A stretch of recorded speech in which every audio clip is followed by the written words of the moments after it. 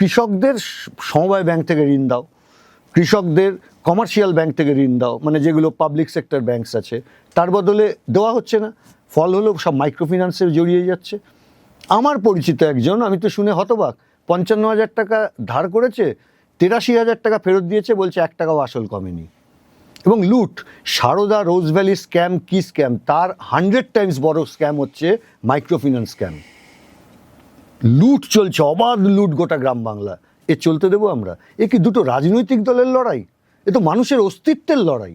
এটাকে কেন দুটো কি 4টে রাজনৈতিক দলের লড়াই বলা হচ্ছে? প্রশ্নটা বাংলায় আরও গভীর অন্ধকারে ঢুকবে নাকি বাংলা অন্ধকার থেকে বেরোবার চেষ্টা করবে?